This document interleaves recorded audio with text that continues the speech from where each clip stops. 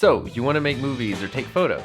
You've got yourself a camera, a lens, and maybe even a microphone. So what's the next thing to level up your production quality? Lighting. This is not a sponsored video in any way. I've just been using this inexpensive $85 light from Amazon for almost a year now, and I'm really happy with it, and I've been wanting to make a video about it for quite a while because lighting is one of the key things that separates amateur looking results from professional work. So I think it's really important to invest a little bit of time and maybe a little bit of money in upping your lighting quality. So my main purpose with this video isn't to advertise a light, but it's to help you understand the importance of paying attention to lighting in your videos or in your photos, and to really think about how you can effectively start incorporating that into your work. And I think it's easy to see all of the expensive gear that a lot of people use and think that your own work won't be able to reach that quality unless you also spend a ton of money. But for most of us, there are many less expensive alternatives out there that will end up working just fine. And at $85, I really think this light fits into pretty much anyone's budget and will really make a huge difference in your overall video quality. What I was looking for when I decided to get it was for a really soft diffused light that I could use when I'm filming in this room, especially shots like this where it's me talking to the camera, and I wanted the room to be brightly lit, but I wanted the light to be soft. I didn't want really harsh shadows that would be distracting or make me look ugly. So the light I'm talking about is a 24 by 36 inch softbox from a brand called Fovitec or Fovitec.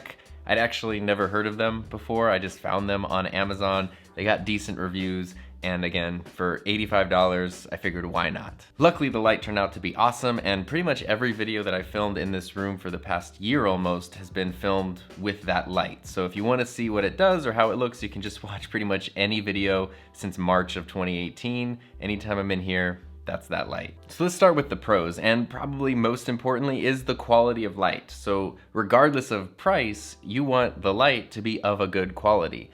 This is a daylight balanced light, and it has no unnatural tints to it. It doesn't kind of go green or red. It's very natural, neutral, daylight, balanced light. It also doesn't flicker, and it doesn't emit any humming. So it's a great light to use in quiet environments or where audio is really important. So another pro, in addition to the quality of the light, is of course the cost, and the fact that for that price, it comes with everything that you need. So right out of the box, you get the light itself, you get all 7 of the bulbs, you get the softbox, and you even get the light stand. So you're ready to go as soon as you take it out of the box and set it up. And to kind of go off that for the next pro on the list, one of the reasons that I chose this light specifically is that it actually has 2 layers of diffusion. So double diffusion really makes a difference when you're going for really soft, gentle light. And as you might know, I actually have this light pointing away from me and bouncing off of a wall and a ceiling to make the light even softer and even more diffused. And then finally, another pro, even though this is a fluorescent light and not an LED light, it still has a really low operating temperature.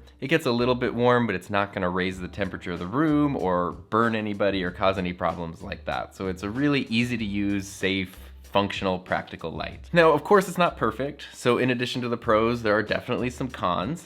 And the biggest con for me is that this light is very plasticky. There's a lot of plastic parts. It's definitely not the most durable light in the world. If you're someone who needs to travel with your gear a lot, this light will probably start falling apart pretty quickly. But if you're someone like me who just needed a light to be set up in one location where it's not gonna get moved that much, it's perfect. I haven't personally had any issues with the durability, but I can find a few areas of weakness, specifically this handle that goes right above the buttons, and you kind of grab onto it if you need to reposition the light or turn on the light.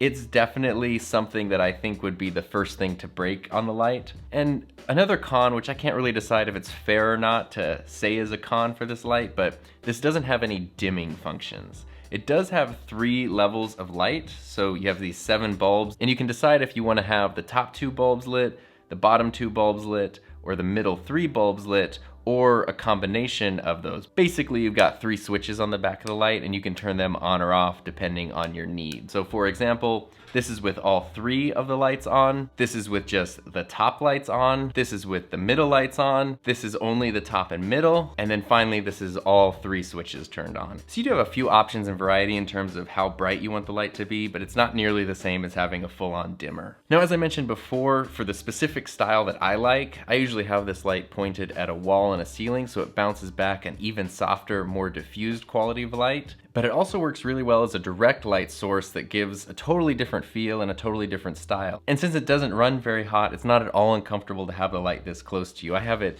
just outside the frame. It's maybe a foot away from my face, and I could easily sit here for a long time talking at the camera without feeling like I'm melting or sweating in the heat. I also like to use the light in this setup when I'm filming or taking photos of things on the desk right here, because it gives a really soft quality of light with really beautiful shadows, and it helps to make like thumbnail images and product images really stand out and really look very, very dynamic. So even though this is a very simple light, it is actually really versatile as well. And then finally, the last con that I found over nearly a year of using this light is just that the light stand it comes with is a bit lightweight and a little cheap. Luckily, that's an easy thing to fix because you can just buy a really heavy duty light stand. But my goal with this light was to buy something really inexpensive, and that's it, not to have to buy anything else to make it work. So the light stand that it comes with works, it does the job, it's just not super sturdy and it's a bit wobbly. It's probably something you would want to upgrade as time goes on. There's a saying that goes something like, a foolish person always pays twice, once for the thing and again for the thing they really wanted. Meaning that if you want something and you just kind of buy the cheap version, later on you end up buying the expensive version anyway and spending twice as much money. I don't really think this is a case like that, because I didn't need to spend $800 on a single light. I just needed $85, get me a bright, soft light, and I'm good to go. And I think that is really the key. If you want to start focusing on any part of production, lighting, sound, looks, whatever, figure out what style you're going for and then find the most effective way to do that. We'd all like to have the most expensive, high-end gear, but a lot of times you can really get by and get the results you're looking for with something that is significantly less expensive. So in the end, if you're looking for a good quality light and you don't want to spend a bunch of money but you want to up the production quality of your work, then this is definitely a delightful addition to your gear setup.